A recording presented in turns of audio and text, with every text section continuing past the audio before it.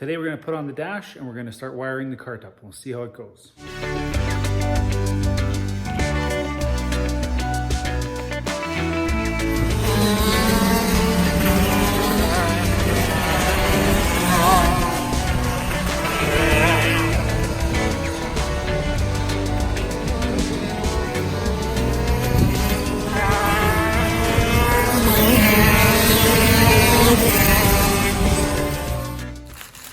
Okay, so we got an adapter to go onto the wheel, and we got a spacer to go onto the back of the dash. And we're gonna pull out our trusty Alfano 6. This has been a great dash for me so far, and we're gonna see if we can get this thing put on the cart.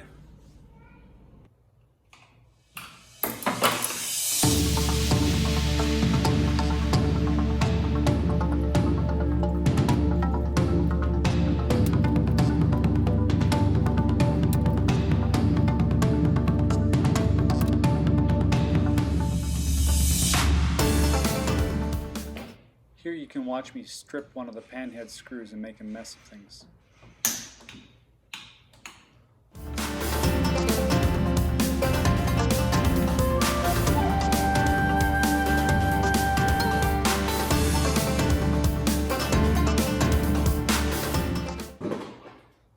If in doubt, get a bigger wrench.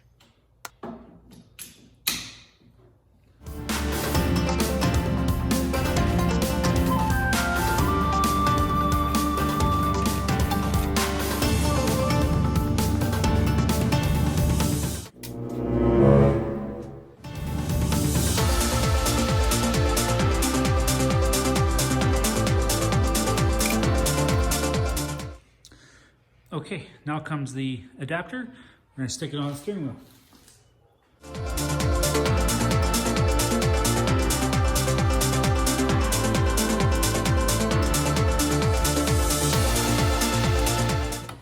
There, so I did strip one of the screws getting it out, so I'll have to get a replacement. But for now, this will do just fine, and the dash will bolt directly onto there.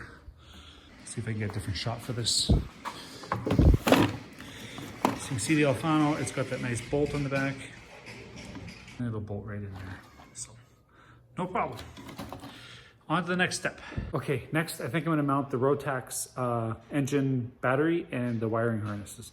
There's two different ways to do this, and I'm not sure which is better. Last season I did it one way, so this season I'm gonna try it the other way.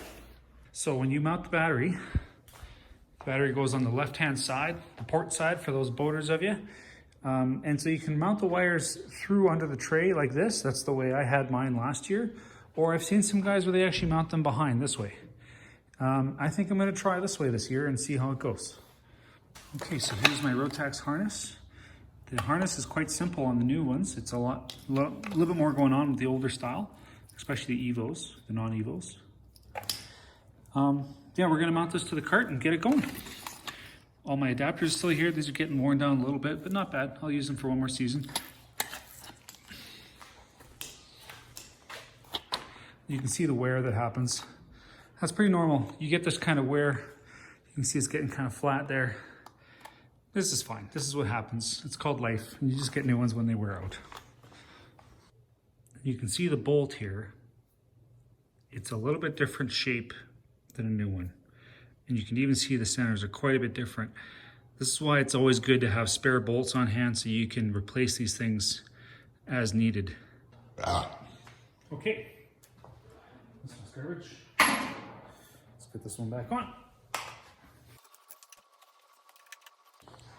Okay, the battery typically goes right on the corner there, and you have adjustments on the bottom so that you can make that corner.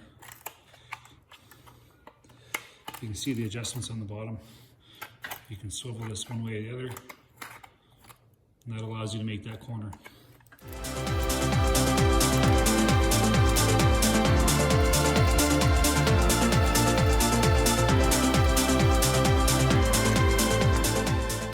You want to try and keep this level if you can, so it's not all hanging out on a big fat angle. You don't want it angled like that. And the reason why is that it lowers the bolts onto the pavement. So you want to try and keep those relatively level. It doesn't have to be perfect, but just not hanging out in the corner so that this is getting buffed off in the pavement. And I always like to do the finishing touch with by hand versus using the impact.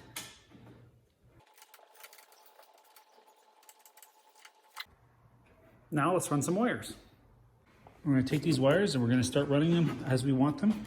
I think I'm going to run them back and along the side of the chassis over the motor this way. That's the way I'm going to do it this year, and we'll see how that works out. For this, you're going to want a big old bag of zip ties and use as many as you wish.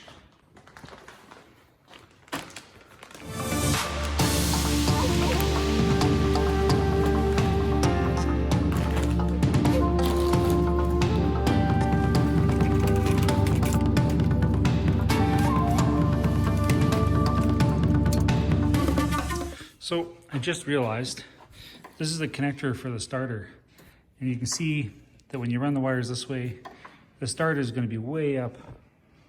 The starter is going to be way up over here. So I would need an extension to make that work. And I don't have an extension. So I guess that means I'm going to run it the conventional way, which is up on the front. That way I don't need any extensions or new cables.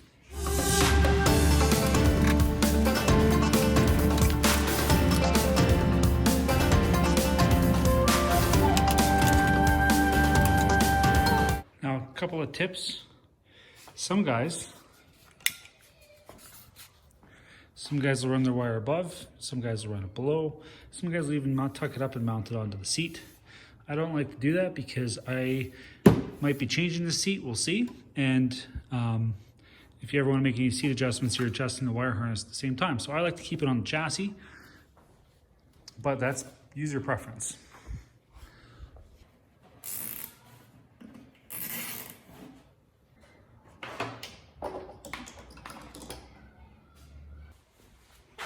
Later in the build, I realized that there's a harness off the motor that's quite a bit longer than I expected, and my wiring is completely not the way I wanted it.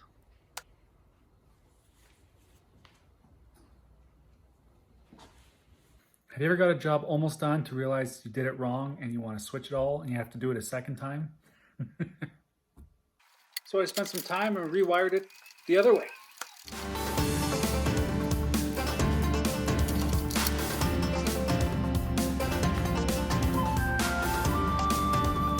There, it does fit. So, and I moved this back. So I did move this back a little bit just to give a little more room on the harness. And I was able to get it to connect. And so now I just gotta secure the wiring and then connect up the motor. Well, on the next video, I'm gonna show you how I got that motor mounted, and we'll keep working on the electrical. I don't know what it's gonna go like. Get a before picture. Because it might not be like that after.